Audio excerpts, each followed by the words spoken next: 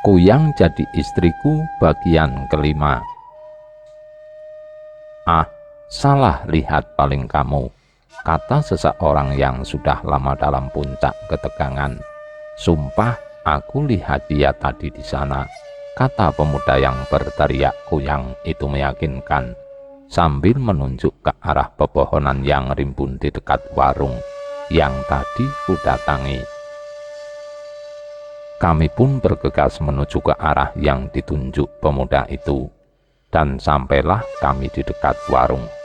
Coba dengar, salah seorang pemuda memberi peringatan. Terdengar suara orang menangis dan ada yang sambil teriak-teriak. Suara itu dari arah dalam warung. Kami pun bergegas menuju rumah itu. Pintu rumah itu terbuka lebar. Aku pun naik ke teras rumah itu dan langsung masuk tanpa permisi. Tampak beberapa orang berada di dalam rumah itu. Ada yang lalu lalang seperti orang bingung. "Ada apa, Pak?" tanyaku pada Pak Saleh, pemilik warung yang terduduk lemas di ruang tengah. "Sepulang Bapak dari sini tadi, Mama itu masuk ke rumah. Sudah dalam keadaan yang lemah. Katanya pusing. Terus kupicat kakinya itu dingin, sedangkan kepalanya panas. Dalam hati saya ini nggak beres," kata Pak Saleh itu pelan. Ku kasih minum air hangat, ku pijit-pijit tadi lama. Pas sudah sadar baru dia cerita. Setelah Bapak pulang, Mama itu mau menutup warung. Dirasa sangat berat seperti ada yang memegang. Mama itu langsung baca doa semampunya kan. Karena dia takut, lanjut Pak Saleh sambil menunjuk Mama dalam kamar. Mama melihat lidah melilit di papan itu. Baunya bikin kepala seperti menjunjung langit. Berat sekali katanya. Di lidah itu belatung sampai warnanya hitam bertumpuk-tumpuk. Jauh jarak kami dengan yang punya lidah itu. Mama cuma bisa melihat bajunya warna putih kotor, rambutnya panjang awut-awutan. "Segini," kata Pak Saleh sambil menggerakkan tangannya menunjukkan panjang rambut makhluk itu. Aku teringat makhluk yang pernah kulihat beberapa bulan yang lalu. Langsung terbayang di otakku penampakan makhluk itu, dan perutku pun serasa mual. Meskipun bukan makhluk yang sama, entahlah. "Kami tadi siang tidur si Ahmad teriak, melihat Kuyang di atas situ," kata Pak Saleh menunjuk pojokan atap rumahnya. Aku pun melihat ke arah yang ditunjuk Pak Saleh. Terdapat lubang lumayan besar dan kayu yang melintang sebagai penguat bangunan. Kaget saya pas terbangun. Langsung saya bangunkan Mama juga. Tapi kulihat Mama itu kok aneh. Badannya lemas, pucat. Kuperiksa pergelangan tangannya sama perutnya. Mama itu sudah tidak ada, kata Pak Saleh dengan raut wajah sedih dan tatapan kosong.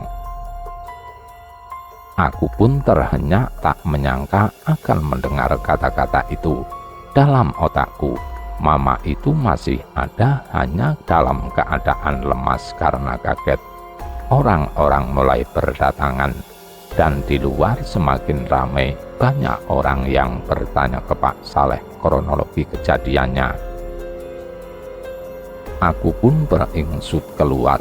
Kulihat semua pemuda yang tadi berseteru itu masih berada di pelataran rumah Pak Saleh. Pelan-pelan aku menyelinap pulang ke rumahku. Aku teringat dengan Sukma yang sendirian di rumah, berharap tidak terjadi apa-apa dan Aing sudah pulang. Sesampainya di rumah, tampak Aing duduk di teras rumahku. Entah apa yang ia pikirkan. Sepertinya beban berat itu masih tampak di wajahnya. Pelan-pelan aku naik ke teras rumahku sambil menatap wajah Aing dalam-dalam. Sepertinya tidur batinku. Aku berniat membangunkannya, tapi tiba-tiba Aing menyapaku. yang membuat jantungku seperti loncat ke langit lalu meluncur dan menancap di jantung. Sambil menormalkan detak jantungku, aku tarik napas pelan-pelan dan mengeluarkannya pun dengan pelan. Kira tadi tidur. Enggak Pak, lama nunggu Bapak. Sudah lama datangnya ya. Lumayan mau ke rumah Pak Saleh, tapi Sukma sendirian. Aku bersyukur Aying berpikiran sama denganku. Tapi muncul tanya yang menggelitik, dari mana Aying tahu kejadian di rumah Pak Saleh? Semua pertanyaan yang muncul di otak aku tebiskan. Aku pun bergegas masuk untuk membersihkan muka dan anggota tubuhku yang lain. Usai sholat, kurebahkan tubuhku di ruang tengah beralas tikar berwarna coklat muda dan merah. Aying sudah lama lebih dulu tidur. Aku bangkit lagi untuk mengambil kain sarung, lalu kuselimutkan di badan Aying. Padahal niatku mau membicarakan masalah Sukma. Lelah sekali rasanya, kuputar tubuhku, terdengar suara gemertak tulang punggungku. Akhirnya aku pun tertidur dalam kelelahan. Angin semilir menerpa wajahku. Di atas bukit tampak petak-petak kebun teh yang tertata rapi. Matahari sepertinya bahagia bisa menerangi seluruh kebun itu tanpa terhalang awan, apalagi mendung. Udara sangat segar. Lama aku berjalan di kebun teh itu sambil melihat orang yang sedang memanen daun tehnya. Aku sampai di bawah pohon satu-satunya yang paling besar. Di sana duduk seorang lelaki paruh baya memakai caping, sedang menatap puncak gunung yang gundul di sisi kanannya karena penggalian batu kapur. Aku duduk di samping bapak itu sambil mengipasi wajahku menggunakan topi. Bapak itu seperti tidak memperdulikan kedatanganku. Bapak sudah lama di sini? Tanyaku. Bapak itu tidak bergeming, bahkan memandangku pun tidak. Tatapannya masih sama. Lama aku menunggu jawabannya, tapi tidak ada tanda-tanda akan dijawab. Aku semakin bingung, apa ada yang salah denganku? Laki-laki itu yang dipegang adalah kata-katanya. Makanya sebelum berucap, pikirkan dulu, olah rasamu, agar tahu kelembutannya yang tidak mampu ditembus akal, agar tidak menyesal, kata bapak itu tanpa menoleh ke arahku.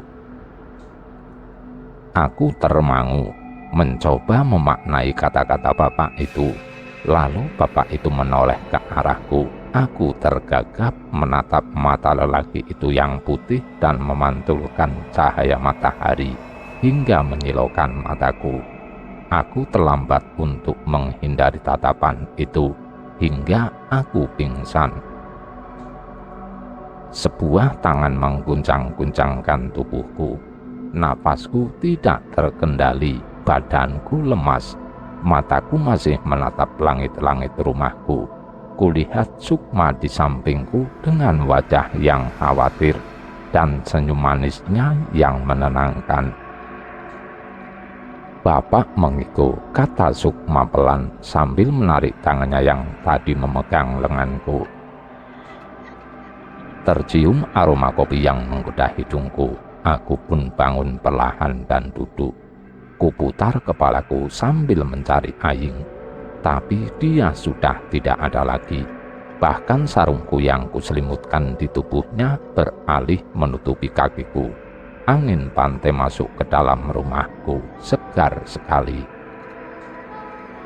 Sukma kembali ke dapur dan aku bergegas ke kamar mandi untuk membersihkan badanku sebelum sholat subuh. Setelah salam, aku termangu mengingat perkataan bapak dalam mimpiku. Aku juga teringat perkataanku tadi malam akan menikahi Sukma hari ini. Seharusnya aku berpikir jernih sehingga tidak terpancing emosi saat suasana terjepit sekalipun. Menyelamatkan dan menolong orang adalah dua hal yang berbeda, tapi takdir tetap saja takdir. Tidak menyukai takdir bukan berarti takdir itu tidak nyata. Disesali tidak ada guna, tidak disesali tidak berdaya. Pikiranku berkecamuk. Bagaimana dengan Umi jika aku tetap menikahi Sukma?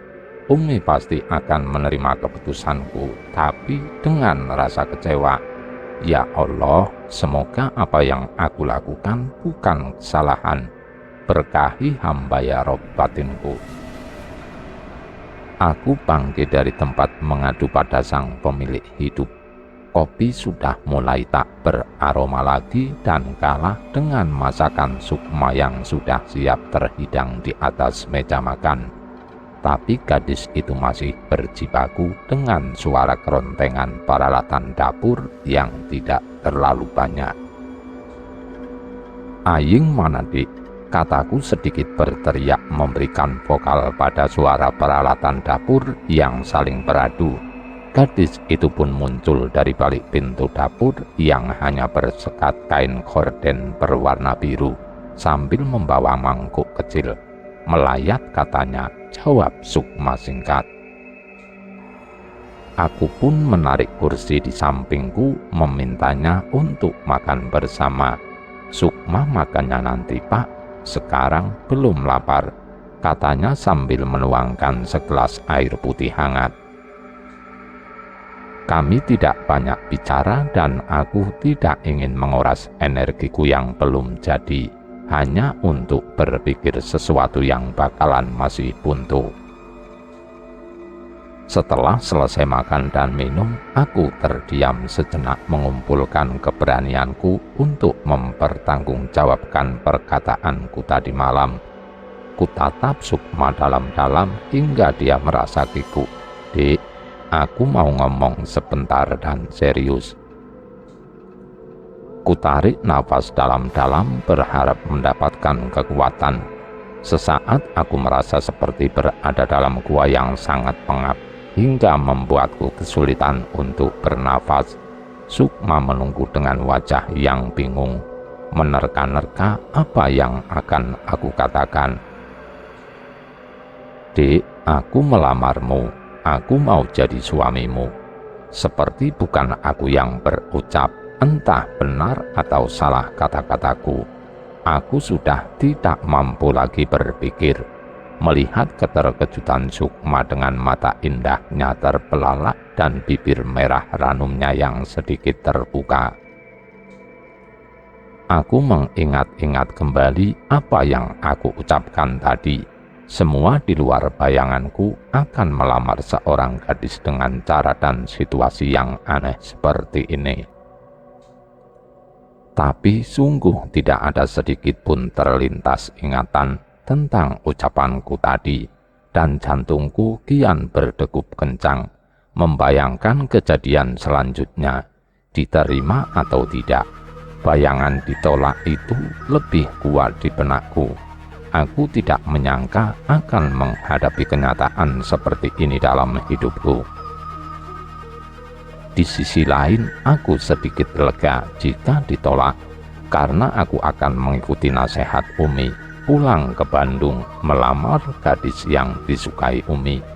Masalah suka atau tidak, semua akan berjalan seiring keberkahan yang tercurah dari orang tua.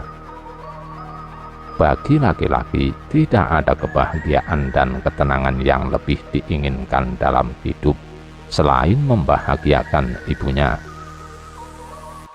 Kegelisahan itu juga bercampur aduk jadi satu dengan kekhawatiranku dengan kehidupan gadis ayu di sampingku.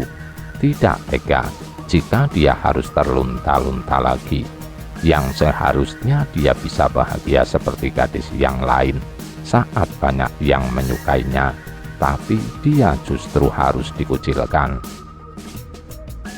Terbayang jika salah satu pemuda itu yang menang dan akan jadi suami Sukma. Bukan sayang, bukan juga cinta yang dia bangun dalam rumah tangganya, tapi kebanggaan dan kesombongan. Mungkin aku yang terlalu jauh masuk dalam kehidupan mereka, tapi takdirku sudah berjalan.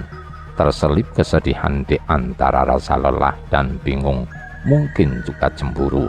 Jika itu gado-gado sangat nikmat rasanya untuk dinikmati.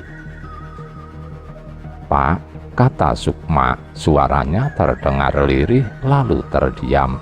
Ada air mata yang mengenang tersangkut di atas bulu matanya yang lentik. Aku menunggu dengan jantung yang tak karuan, seperti saat menunggu pengumuman penempatan tugasku waktu itu. Bapak akan menyesal nanti jika Sukma jadi istri Bapak. Kata-kata Sukma menambah kebingunganku. Apa adik menolak? Kataku spontan. Sukma mau, tapi... Jawaban itu sudah cukup. Hari ini aku akan ke rumah Pak Tua. Malam ini kita akan nikah dulu. Setelah itu kita bicarakan semuanya. Aku pun bangkit meninggalkan Sukma yang terpangu di kursi meja makan. Setelah mempersiapkan diri, aku pamit untuk pergi melayat. Sambil menuruni anak tangga, kulihat awan berarak abu-abu dengan cahaya matahari yang sedikit kaku. Bulan ini anginnya cenderung lebih kencang dari biasanya, membuat para nelayan yang biasanya menangkap ikan ke tengah laut harus berpikir dua kali. Hanya nelayan yang tujuannya menangkap lobster yang berani mengambil resiko. Lobster di daerahku memang terkenal di Thailand dan Cina dengan kualitas kelas wahid. Sepanjang jalan, otakku memikirkan apa saja yang harus kupersiapkan untuk menikahi Sukma dan bagaimana nanti menghadapi Aying. Aku berharap Sukma tidak berubah pikiran jika tahu bagaimana keputusanku untuk menikahinya karena terseret arus pertikaian pemuda itu. Sesampainya di rumah Pak Saleh, sudah banyak berkumpul orang-orang kampung lainnya yang juga datang melayat. Wajah-wajah resah, sedih, khawatir, dan bingung bercampur. Belum terlalu lama kejadian meninggalnya wanita yang melahirkan itu. Kini Bu Saleh lagi yang meninggal karena didatangi kuyang. Beliau tidak dalam keadaan melahirkan tetapi sedang menstruasi. Mataku nanar mencari-cari Aying yang tidak tampak batang hidungnya. Bahkan kelipatan bajunya pun tak kelihatan. Beberapa pemuda yang tadi malam membuat gaduh di rumahku pun ikut melayat. Sepertinya mereka tak pulang. Kudekati Pak Kades yang sedang duduk berkumpul dengan beberapa aparat desa. Melihat aku mendekat, beliau langsung menyambutku dengan memberikan tempat duduk. Kulihat ada Pak Tua di sebelah Pak RT. "Gimana keadaannya, Pak?" tanya Pak Kades basa-basi sambil menepuk pahaku. "Oh iya, tadi malam sempat ada ribut di tempat Bapak ya. Baru tadi warga di sini cerita. Nanti selesai acara ini mampir ke rumah dulu," kata Pak Kades. Aku hanya mengangguk. "Pak Tua, ada rencana ke seberangkah hari ini?" tanyaku pada Pak Tua. "Tidak, Pak," jawabnya sambil tersenyum dan menggelengkan kepalanya. Pak Tua adalah sebutan untuk orang yang dianggap tua dan dihormati. Aku sengaja pulang bersama dengan keluarga Pak Saleh sebagai tanda terima kasihku pada Bu Saleh yang selalu memperlakukanku seperti anaknya sendiri. Hari sudah siang. Sepulang dari makam, aku langsung ke rumah Bapak Kades. Sesampainya di sana, seorang gadis manis menyambutku. "Kata Abah disuruh menunggu kalau Bapak datang," kata gadis manis berbadan semampai itu. Tidak terlalu lama, aku duduk di teras rumah Pak Kades, kemudian diminta untuk masuk. Ternyata di sana sudah disiapkan makanan, dan kami pun makan siang bersama. "Ini Aisyah, Pak, anak saya yang sekolah di Makassar. Sudah selesai dan siap mengajar di SD desa kita," kata Pak Kades memperkenalkan. Sesaat kupandangi gadis berkulit kuning langsat itu yang tertunduk malu dengan muka bersemu merah. Selesai makan, aku pun menceritakan kejadian tadi malam dan niatku untuk menikahi Sukma. Pak Kades mendengarkan dengan serius. Pak Dadang serius dengan niat Bapak. Menikah itu keputusan besar dalam hidup dan tidak boleh main-main, kata Pak Kades menasehati. Kalau karena pemuda itu, biar nanti desa yang menyelesaikan, lanjut Pak Kades. Aku termangu sejenak, ada kebimbangan yang membujuk keputusannya untuk berubah dilema. Di satu sisi, sebagai seorang laki-laki, aku harus mempertanggungjawabkan semua kata-kata yang terlontar dari mulutku. Di sisi lain, ini pernikahan yang harapannya untuk seumur hidup. Bayangan bagaimana uminya di kampung jika tahu aku menikah dengan orang yang tidak dikenal keluarga sebelumnya pasti akan membuatku kerepotan. Belum lagi aku yang tidak tahu bagaimana sifat asli Sukma. Apa aku akan mampu membimbingnya? Dan bagaimana dengan keluarganya? Apakah akan mengizinkan jika menikah denganku? Secara Sukma adalah anak yang penurut. Dia memang menyatakan bersedia, tapi bagaimana jika keluarganya menolaknya? Jika keluarganya menolak, bisa dipastikan Sukma pun tidak bisa kunikahi. Dan bagaimana nasibnya dengan pemuda itu? Mereka bukan pemuda yang mudah diajak musyawarah. Semua pertanyaan itu menjejali pikiranku, hingga makanan yang baru saja masuk perutku serasa tanpa sisa. Setelah selesai semua urusan dengan Pak Kades, aku pamit pulang. Kepalaku serasa mau pecah karena sesak dengan masalah yang harus aku selesaikan. Ditambah hantaman panas dari sang surya yang kurang bersahabat denganku. Dari jauh tampak Aying dan seluruh keluarganya berkumpul di balai-balai depan rumahnya. Aku pun langsung singgah di sana. Batinku kebetulan, biar saja tak sopan. Kulirik tas ransel Aying yang biasa dibawanya jika hendak pergi jauh, bersandar di samping pintu. Aku mengernyitkan dahi sejenak. Aneh. Aku pun berlagak tidak melihat, lalu duduk di samping Aying. Setelah basa-basi sedikit dan meminta maaf, aku mengutarakan niatku untuk meminang Sukma. Kuperhatikan wajah Aying dengan hati-hati, seakan aku tidak punya rasa curiga apapun. Nampak wajah kecewa, namun buru-buru disembunyikannya dan mengubah dengan ekspresi terkejut, lalu menunduk sesaat. Kemudian tersenyum sambil menatapku. Kemudian kupandang wajah Pak Tua dan Mama bergantian. Mereka masih tampak terkejut dan bingung, harus berkata apa dan menjelaskan apa. Sukma pun hanya tertunduk bingung. Aying pun angkat bicara.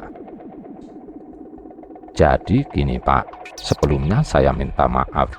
Aying terdiam sesaat, kemudian membutulkan posisi duduknya.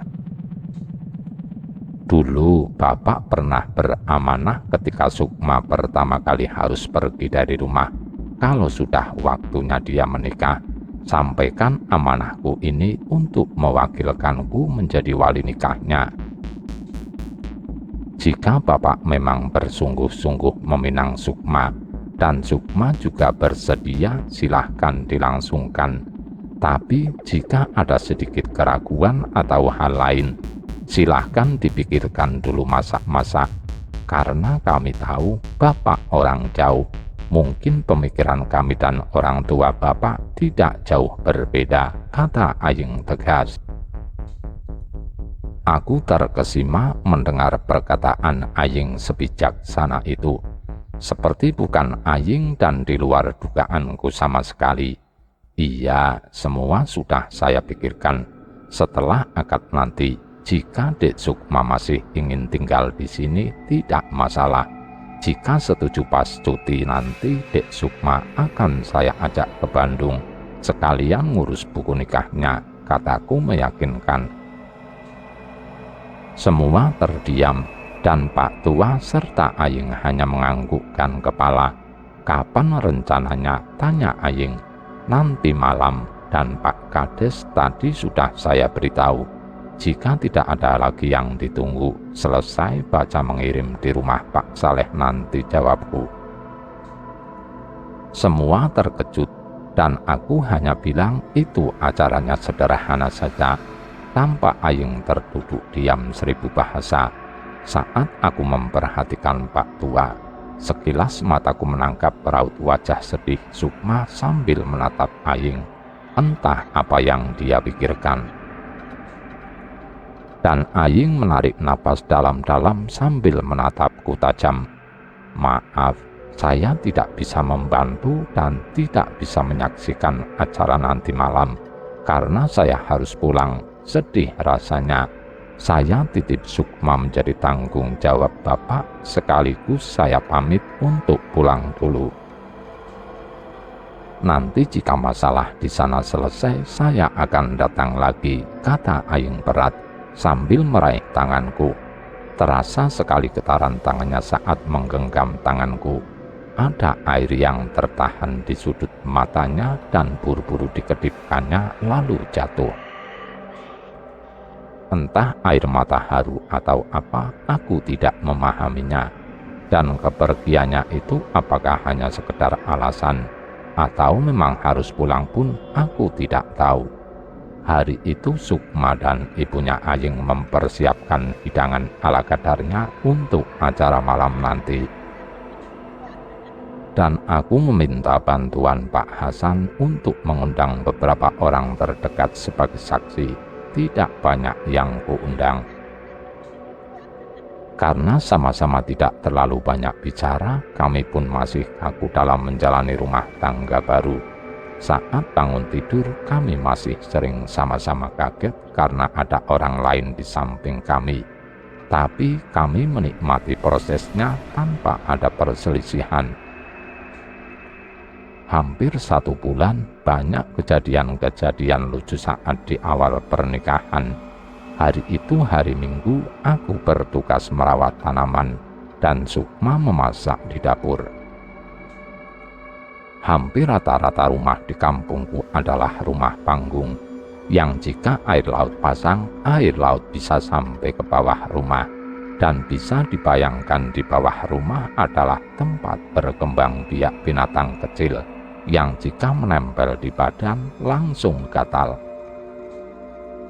Aku berniat mengambil sabut kelapa dan membakarnya, agar asapnya dapat mengusir binatang kecil itu. Kulihat Sukma di depan pintu belakang sedang fokus mengupas kelapa. Tanpa melihat keluar, dia melemparkan batok kelapa dengan enaknya. Kebetulan aku lewat dan tak menyangka bakalan kelempar molotov. Karena asal lewat saja, bisa dipastikan langsung kena timpuk. Aku kaget. Jangan ditanya rasanya, tapi silahkan dicoba sendiri. Sukma pas ngelempar itu merasa aneh, kok tidak ada bunyi seperti benda jatuh. Mau marah tapi kasihan melihat wajah Sukma yang merasa bersalah. Antara bingung, mau nangis dan kaget, serta malu bercampur seperti es campur. Tidak marah, tapi sakit. Setelah itu ku ambilkan kayu yang lumayan besar, lalu kuletakkan di depannya dan berucap, "Dek, kalau lempar itu jangan yang tanggung. Coba ini saja. Senyum enggak, marah juga enggak."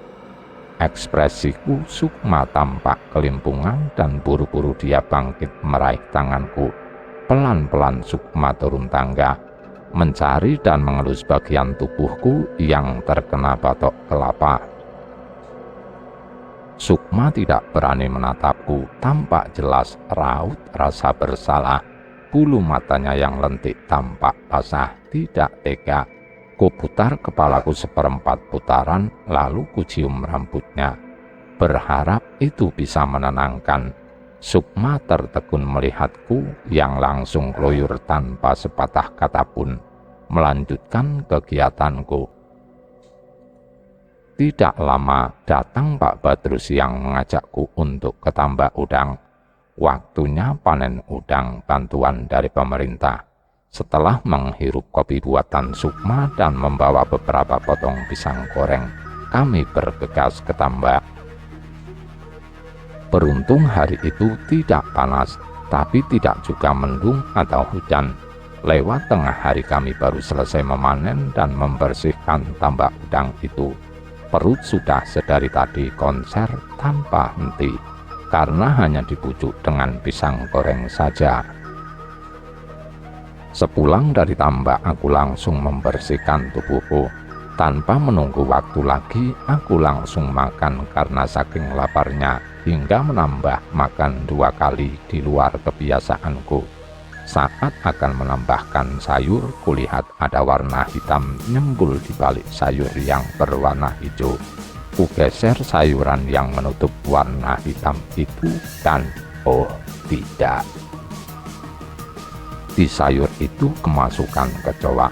Aku terdiam, otakku memprotes perutku, atau kebalikannya perutku yang menuding otakku yang tidak cermat hingga kolam kecoa itu pindah dalam perutku.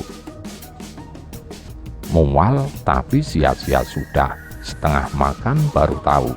Perutku masih lapar, kulanjut lagi makannya dan berharap aku sehat-sehat saja.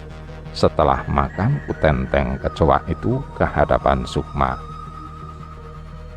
"Dek, piaraanmu tadi nyungsep di sayur, gugur ya?" sambil meletakkan kecoa itu di lengan Sukma. Sukma melompat terkejut, lebih-lebih mendengar perkataanku kalau kecoa itu ada di dalam sayur. Tapi aku langsung keluar rumah, tidak memperdulikan lagi wajah Sukma. Mungkin memang hari yang naas bagiku. Astagfirullah, batinku. Seperti biasa setelah selesai panen udang, aku selalu sibuk membuat laporan untuk dikirim ke Dinas Perikanan. Dan kulihat Sukma juga tidak tenang tidurnya. Tidak seperti biasanya, beberapa malam terakhir dia tampak gelisah.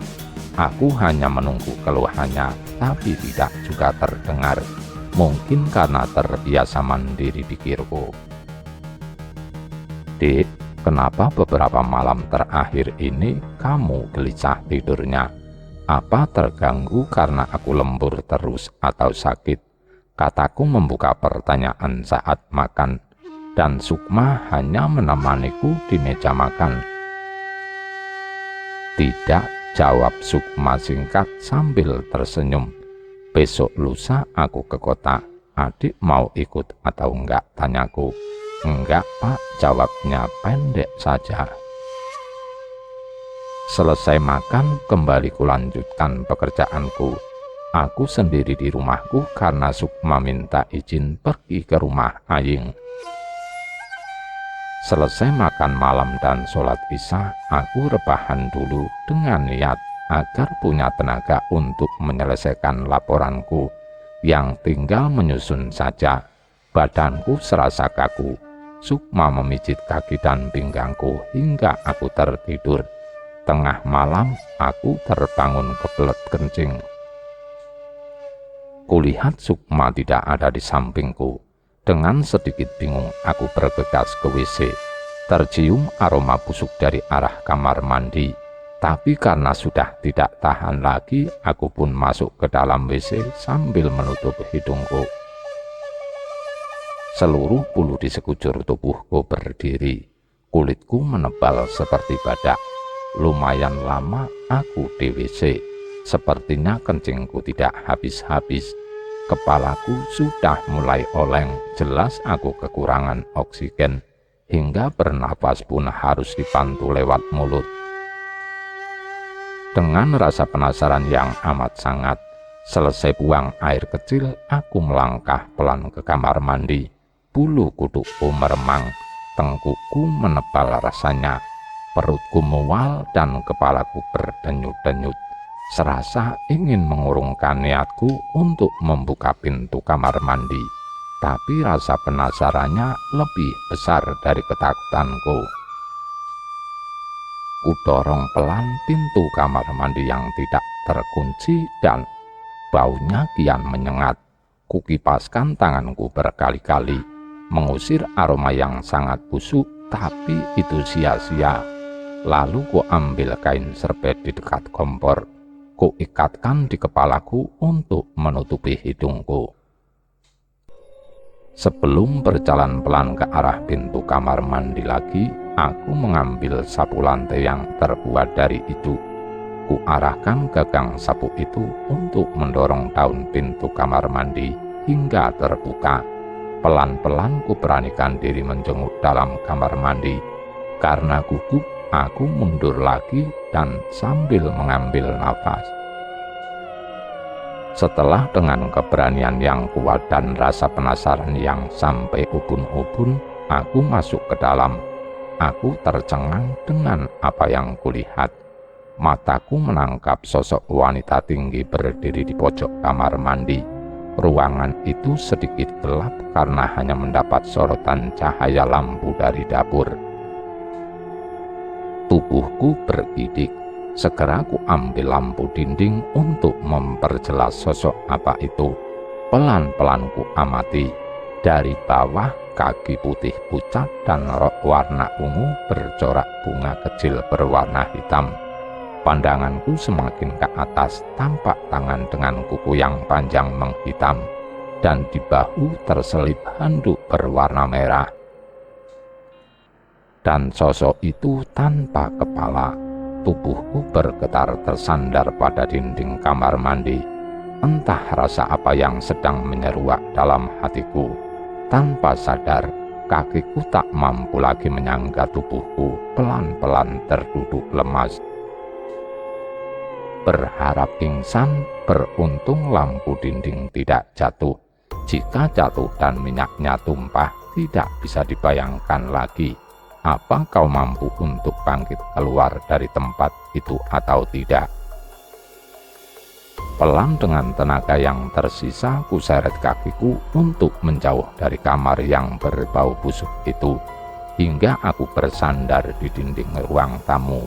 Kutelungkupkan kepalaku di atas lutut, berharap mampu menyangga isi kepalaku yang semakin berontak untuk keluar. Tak terasa air mata mengalir dari mata yang masih menghabiskan sisa malam dengan tenang, seolah mengasihani diri sendiri. Malang banget. Hatiku masih berusaha membujuk otak agar menganggap ini hanya sekedar mimpi, bukan kenyataan. Yang tertangkap mata untuk si Hatna menjadi sebuah kenyataan. Aku masih berharap ini hanya aku yang tersesat di dunia yang bukan tempatku untuk tinggal. Lama aku terduduk meratapi kenyataan, memaksa otak untuk mengembalikan kepada sang pemilik hidup bahwa ini memang takdir bagianku yang harus kujalani. Astagfirullah. Kupaksa otak dan hatiku untuk berlutut memohon ampunan dan kekuatan. Berat dan kerasnya hatiku untuk bisa membuang kecewa. Mengapa harus aku? Sedikit demi sedikit ketenangan itu menghampiri. Rasanya tenggorokanku seperti saluran air yang kering kerontang. Bahkan air liur pun serasa mengering, pedih banget. Berkali-kali ku coba untuk menelan cairan yang ada di dalam mulutku, tapi tidak ada. Ku ambil air putih dan ku minum seteguk demi seteguk. Air itu lebih banyak yang keluar karena sulit untuk masuk melewati kerongkongan. Aku akhirnya mencoba memikirkan langkah selanjutnya. Apakah pura-pura tidak tahu ataukah sekalian biar sama-sama tahu? Dan kuputuskan untuk keluar rumah, duduk di bawah pohon pinus tempat para pemuda biasa berkumpul sebelum aku menikah. Sengaja pintu depan tidak aku tutup sepenuhnya. Menjelang subuh, tampak cahaya seperti bola terbang dari arah belakang rumah Aying. Mataku tanpa kedip mengikuti arah cahaya itu yang semakin jelas. Wajahnya yang menyeringeh hitam menakutkan dengan rambut yang acak-acakan berkibar layaknya layangan. Sementara seluruh isi perut menggantung bergoyang seperti kantong plastik berisi air berwarna merah kehitaman. Kakiku masih bergetar hebat, lemah tanpa daya. Air mataku mengalir tanpa diminta. Bersambung.